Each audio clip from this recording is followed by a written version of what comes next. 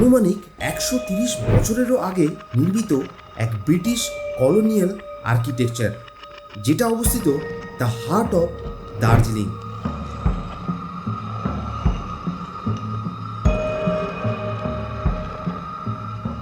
Mail রোডের Chowrasta, town square, এর সব থেকে পুরানো আর ঐতিহ্যবাহী এই ব্রিটিশ বাংলো, আজকের যার নাম দ্য পাইন রিচ হোটেল।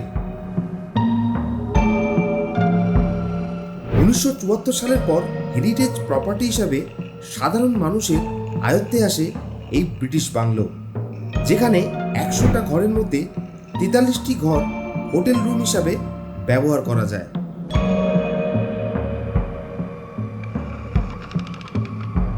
অনেকে পাইন রিচকে হন্টেড বলে, অনেকে বলেন হেরিটেজ। আজকের দার্জিলিং এসে পাইন রিচ হোটেলে স্টে করব আর বলবো এই পাইন রিচ হোটেলটা কেমন, সত্যি কি এটা হন্টেড বা এখানে কি স্টোরি রয়েছে সেটা আপনাদেরকে শেয়ার করব। তো এসে গেছি দার্জিলিং ট্রিপে, আর আজকের দার্জিলিংয়ের পাইন রিচ হোটেলের রিয়েল স্টোরিটা আপনাদের সঙ্গে শেয়ার করব।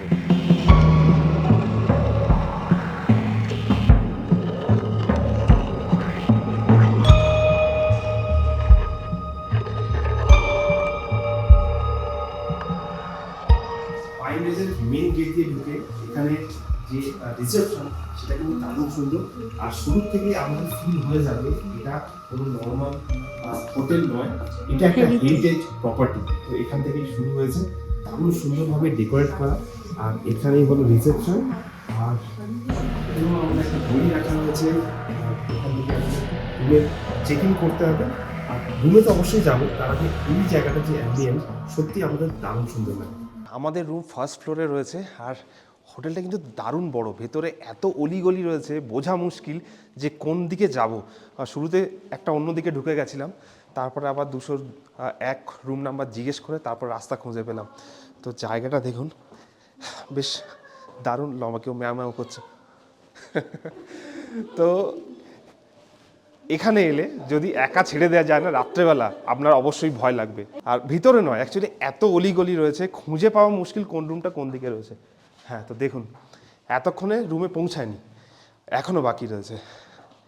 এইবারে লাস্ট পয়েন্টে হলো আমাদের রুম নাম্বারই উড়ে গেছে। দেখুন এখানে 202 কি 201 বোঝা যাচ্ছে না, এটা 201, এটা 202 হবে।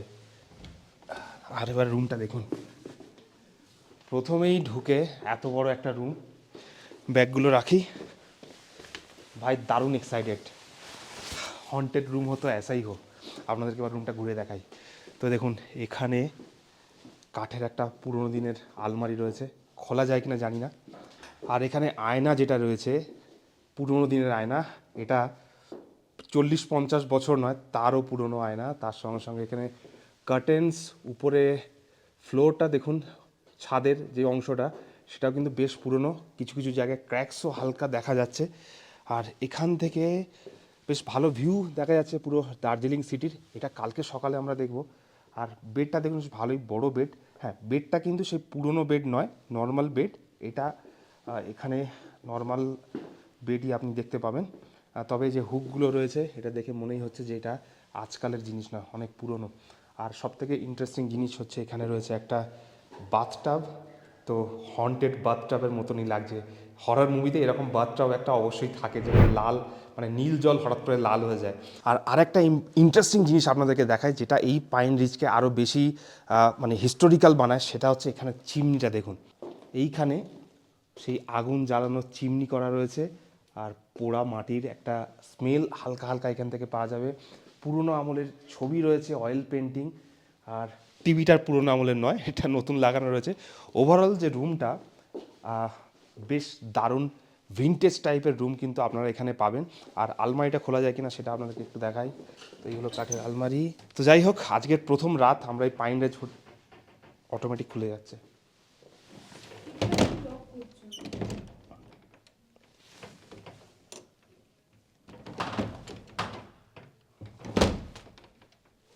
ভাই এখন থেকে শুরু হয়ে গেছে, অটোমেটিক খুলে যাচ্ছে দরজাগুলো। তো যাই হোক, এটার উপর বেশি এক্সপেরিমেন্ট করবো না। রুমটা কিন্তু বেশ সুন্দর, আর খুব একটা মানে চাকচিক্য নেই, চমক নেই, কিন্তু একটা হিস্টোরিক্যাল ফিল অবশ্যই রয়েছে। যাই হোক, আজকে রাতটা অবশ্যই কেমনভাবে কাটাবো আর কেমন লাগবে রাতে থেকে আপনাদেরকে অবশ্যই বলবো। আর আপনাদেরকে বলবো কি, এই হোটেলে কিন্তু 100টারও বেশি রুম রয়েছে সব মিলিয়ে, আর 43টা রুম, মাত্র 43টা রুম যেটা গেস্টদের জন্য খোলা রয়েছে। তো 43টা রুমের মধ্যেই যেটা বুকিং, আর আমরা গেস্টরা এসে থাকি, ট্যুরিস্টরা এসে থাকি, মাত্র 43টা রুম এই হোটেলে রয়েছে। বাকি রুম কিন্তু বন্ধ, অনেক রুম এখনও পরিত্যক্ত অবস্থায় রয়েছে। তো যাই হোক, আমরা একদম কর্নারের রুমে আছি। আর যাক, সকাল থেকে বেরিয়ে অনেক টায়ার্ড, একটু ফ্রেশ হয়ে নিই, তারপরে রাতের অ্যাম্বিয়েন্সটা অবশ্যই আপনাদের সাথে শেয়ার করব। 130 বছরের পুরানো এই বাংলো, সুনাম আর দুর্নাম দুটোই শোনা যায়। অনেকের অভিজ্ঞতা, এখানে আজও নাকি ব্রিটিশ অশরীরীর উপস্থিতি অনুভব করা যায়। তারা যেন বিভিন্নভাবে জানান দেয়, সময় পরিবর্তন হলেও এই বাংলোর মায়া ত্যাগ করতে পারেনি তারা। তাই নানাভাবে প্রমাণ দিতে থাকেন তারা আজও এই ব্রিটিশ বাংলোতে বিরাজমান। বহু পুরানো মেহগিনি কাঠের আসবাব, পরিত্যক্ত কিছু ঘর, সিলিংয়ে ঝুলছে পুরানো আমলের লাইট, আর পরিত্যক্ত লাইব্রেরি ছাড়াও এই বাংলের বেশিরভাগ ঘরই বন্ধ রাখা। তবে কি সত্যি হোটেলটি হন্টেড? আর সেই জন্যই কি বাকি রুমগুলো বন্ধ রাখা?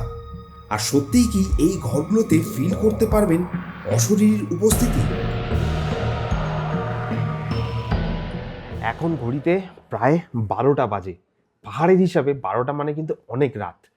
আর ভাবছি, রুমে বসে কাজকর্ম করছিলাম, তবে 12টার পরে এই হোটেলটা যদি একটু হেঁটে ঘোরা যায়, তাহলে তার ফিলিংসটা একেবারেই আলাদা হবে। আর আমি যে বসে বসে কথা বলছি, আমার সামনে রয়েছে একটা সেই হেরিটেজ আয়না, আর পিছনে সেই হঠাৎ খুলে যাওয়া আলমারিটা। আর এর মাঝখানে যদি 12টার সময় এই হোটেলটা একবার পাইচারি করা যায়, কেমন লাগবে সেটা ভেবে দারুণ এক্সাইটেড। তো চলুন, রুমে তো রাত কাটাবোই, তার আগে হোটেলের লবিটা এই মাঝরাতে কেমন লাগে সেটা আপনাদেরকে দেখিয়ে আসি। তো রাত্রি 12টার সময় হোটেল একেবারেই নিস্তব্ধ। এত আস্তে আস্তে কথা বলছি, তাও কিন্তু বেশ ভালোই ইকো হচ্ছে। আর এই জানলা দিয়ে একটা সাদা গোলাপ ফুলের গাছ দেখতে পাচ্ছি, দারুণ সুন্দর লাগছে কিন্তু রাত্রেবেলা। আর চারিদিক একেবারেই থমথমে। আর এই হোটেলে আপনাদেরকে যেরকম বলেছিলাম, টোটাল 100টা ঘর রয়েছে, তার মধ্যে 43টা ঘর কিন্তু গেস্টদের জন্য, মানে ট্যুরিস্টদের জন্য দেওয়া হয়, বাকি সবকটা ঘর বন্ধ। আর এই হোটেলে প্রচুর, মানে একা ছেড়ে দিলে যদি না জানা থাকে হারিয়ে যাবেন, এত মানে ছোটোখাটো রাস্তা রয়েছে। এখানে দেখুন একটা শর্টকাট সিঁড়ি রয়েছে, যেটা দিয়ে ওপরেও যাওয়া যায়, নিচেও যাওয়া যায়, কিন্তু ওপরের রাস্তাটা বন্ধ, তো রিস্ক নেবো না উপরে যাওয়ার। আর আমাদের যে ঘরটা রয়েছে দেখুন, অনেকটাই কিন্তু হেঁটে হেঁটে অলিগলির মধ্যে দিয়ে তারপরে এই ঘরে পৌঁছাতে হবে। আর পাশাপাশি কিন্তু অনেকগুলো ঘর রয়েছে, এখানে একটা ঘর রয়েছে, এখানেও একটা ঘর রয়েছে, আর আমাদের ঘরটা একেবারেই লাস্টে। তো এই রাত্রেবেলা 12টার সময় যদি পাইন রিচে হেঁটে বেড়ান, যে ফিলিংসটা থাকবে সেটা কিন্তু আর অন্য কোথাও পাবেন না।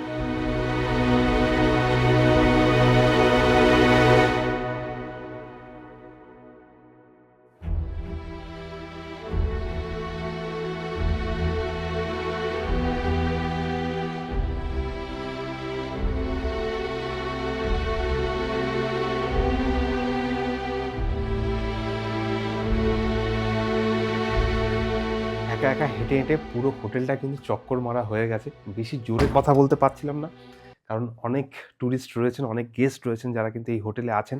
আর হালকা শব্দও কিন্তু দারুণভাবে ইকো হচ্ছে। তো ফাইনালি রুমে চলে এসেছি। আজকের রাত কাটাবো, ভালোই টায়ার্ড। আর এর আগের ভিডিওতে আমরা দার্জিলিংয়ের যতগুলো ভিউ পয়েন্ট রয়েছে, অলমোস্ট 10টা থেকে 12টা ভিউ পয়েন্ট শেয়ার করেছি। তো যদি আপনারা দার্জিলিং প্রথমবার আসেন বা দার্জিলিংয়ের কিছু সাইট সিন মিস হয়ে থাকে, সেই ভিডিওটা অবশ্যই দেখতে পারেন, কারণ সেখানে কিন্তু পুরো দার্জিলিংয়ের যতগুলো সাইট সিন আছে সবকটাই বলে রেখেছি। আজকের আর বেশি রাত করব না, প্রায় 12টা বেজে গেছে, এখন প্রায় 12:30টার কাছাকাছি ঘুমাবো। আর সকালে উঠে এই পাইন রেস্টটা কেমন লাগে সেটা আপনাদেরকে দেখাবো।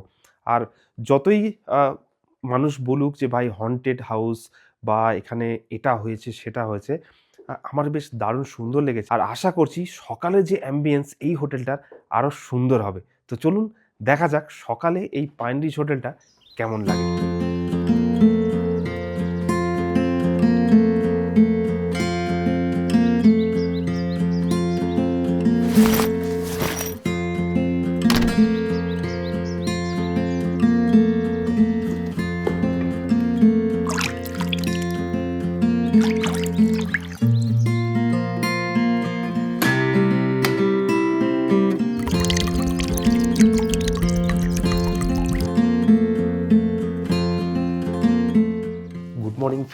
Pine ridge Darjeeling. সকাল এখন প্রায় 7:30 বাজে। ঘুম থেকে উঠতে অবভিয়াসলি দেরি হয়েছে, আর কালকে রাতে বেশ দারুণ ঠান্ডা লাগছিল। আর সকালে চোখ খুলতেই ভাবলাম সাইট সিনে বেরোনোর আগে এই পাইন রিজ হোটেলের সকালবেলাটা কেমন লাগে সেটা আপনাদেরকে দেখাই। তো আগের দিন রাত্রেবেলা যখন এই লন দিয়ে হাঁটছিলাম একেবারেই ফাঁকা ছিল, আর ইভেন ফুট স্টেপেরও আওয়াজ পরিষ্কার শোনা যাচ্ছিলো, এত নিস্তব্ধ ছিল জায়গাটা। আর এখান থেকে যে গোলাপের বাগানটা দেখতে পাচ্ছিলাম দারুণ সুন্দর লাগছিল।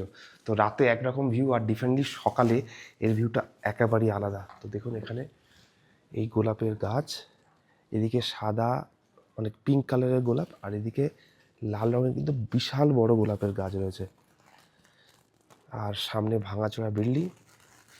তো চলুন যাওয়া যাক, এবারে নিচ থেকে এই পাইন রেজটা কেমন লাগে সেটা আপনাদেরকে দেখাবো।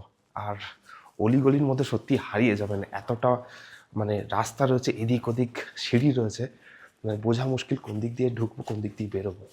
আর আগের দিন রাতে যাওয়ার সময় একটা জিনিস খেয়াল করিনি, আমরা রয়েছি ফার্স্ট ফ্লোরে, এর উপরে আরেকটা ফ্লোর রয়েছে, মানে এটা 200 নম্বরের সিরিজ। এর উপরে যে বিল্ডিংগুলো রয়েছে মানে যে ঘরগুলো রয়েছে সেগুলো 300 নম্বরের সিরিজ, মানে 300 থেকে রুম স্টার্ট।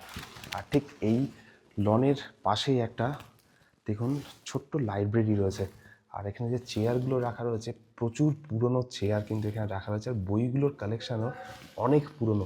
যদিও এটা লক করা আছে, ভেতরে যাওয়া যাবে না, কিন্তু এটা দেখলেই মনে হয় যে এই বাড়ির ঐতিহাসিক গুরুত্ব কতটা।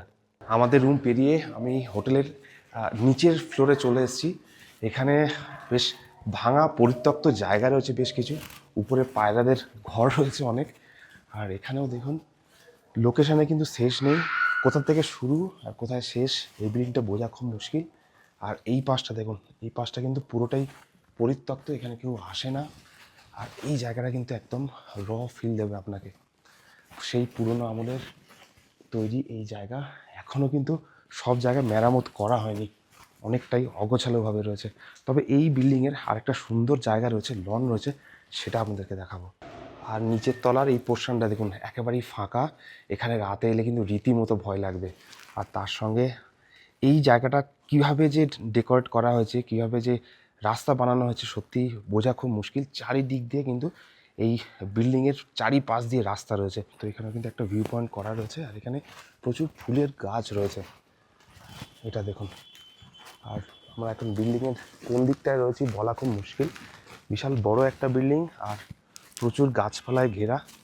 এখানে একটা ইউনিক গাছ আর অনেক পুরনো গাছ দেখতে পেলাম, আর ছোট ছোট গোলাপ ফুলের মতন ফুলও এখানে রয়েছে, পাহাড়ি ফুল।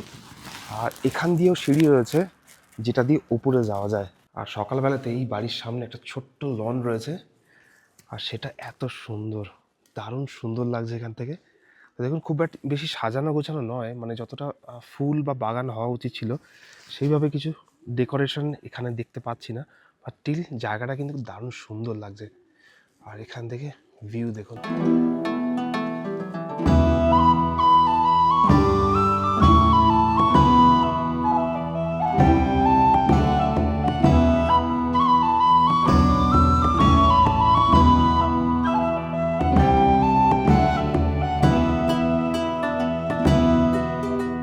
আর এই বিল্ডিংয়ের লন থেকেই দেখলে বোঝা যাবে এই বিল্ডিংটা কতটা বড়। তো দেখুন বিশাল বড় এরিয়া জুড়ে দোতলা বিল্ডিং, কিন্তু এরিয়াটা দারুণ বড়।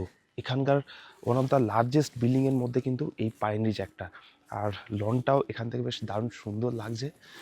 আর এখানে একটা বসার জায়গা রয়েছে, সেটা আপনাদেরকে দেখাই। তো রাতে এখানে এসেও আপনারা সময় কাটাতে পারবেন।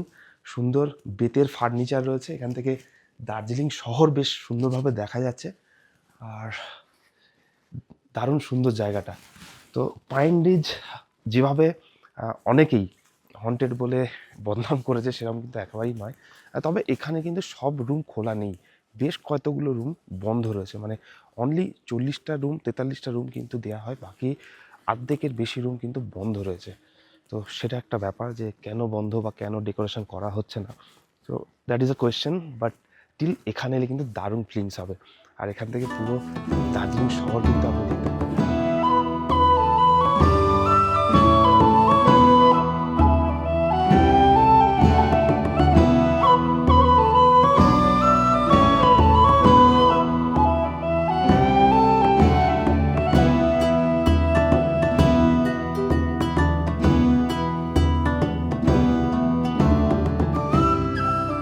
এই দার্জিলিং ট্রিপে পাইন রিজ হোটেলের গল্প আপনাদের কেমন লাগলো অবশ্যই কমেন্ট করবেন। এরপরে দার্জিলিংয়ের 10 থেকে 12টা যে সাইট সিন রয়েছে সেটা নিয়ে আলাদা করে ভিডিও বানিয়েছি। যদি দার্জিলিং সম্বন্ধে একটু ডিটেলসে জানতে চান তাহলে সেই ভিডিওটা অবশ্যই ফলো করবেন। আর একের পর এক আরও নতুন নতুন অফবিট লোকেশন আসতে চলেছে, নতুন নতুন গল্প আসতে চলেছে, নতুন নতুন ইভেন্ট শেয়ার করতে চলেছি। তো দেখতে থাকুন, সঙ্গে থাকুন মেট্রো লাইফ ফর ইউতে।